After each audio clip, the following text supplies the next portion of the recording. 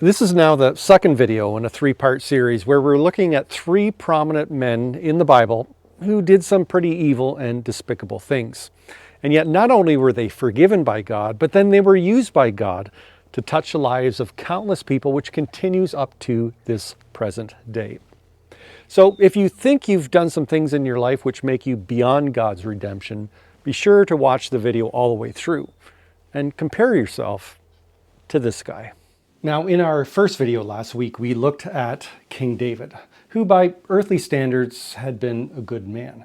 There was really nothing about his character which would indicate the evil he would end up doing, that he would end up having an affair with a married woman, getting her pregnant, and then to cover that scandal up, he eventually had her husband and many others killed.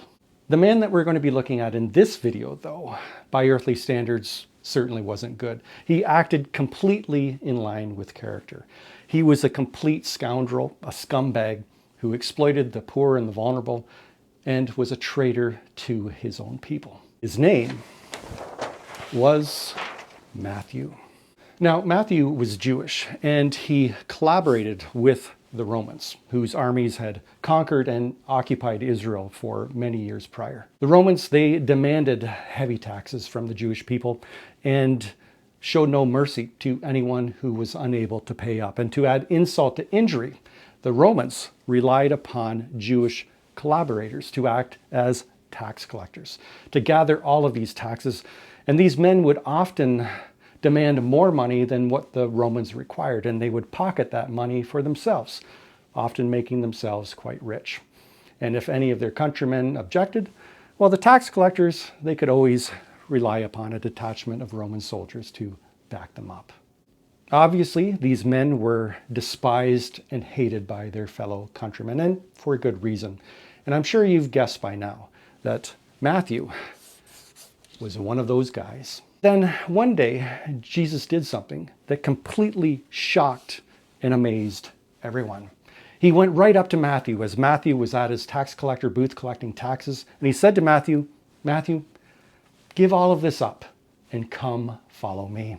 And to the amazement of everyone, and I'm sure Matthew himself, that's exactly what Matthew did. He got up, he left everything behind and followed Christ. Naturally, a lot of people weren't too happy about that. They got very angry.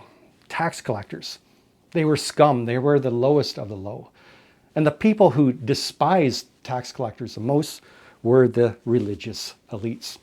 So that evening when Matthew held a banquet, invited all of his now former colleagues, tax collectors, to come and meet and hear Jesus for themselves, these religious leaders, they stood outside angrily demanding from his disciples how Jesus could dare associate himself with such evil scum. And it was then that Jesus uttered the famous words, "I have come not to call the righteous, but sinners."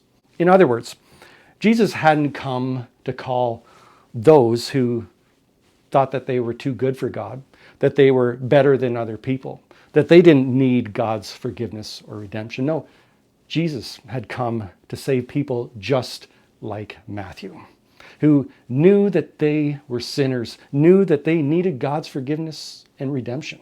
Without question, Matthew had been a scoundrel, a scumbag. Fill in whatever blank you want. But that didn't mean he was beyond God's forgiveness and grace. Not only did Matthew become one of Christ's 12 disciples, but decades later, God chose Matthew. God inspired Matthew to write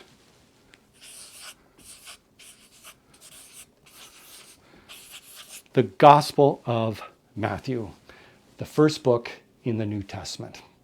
As the old hymn says, "Amazing grace, how sweet the sound that saved a wretch like me."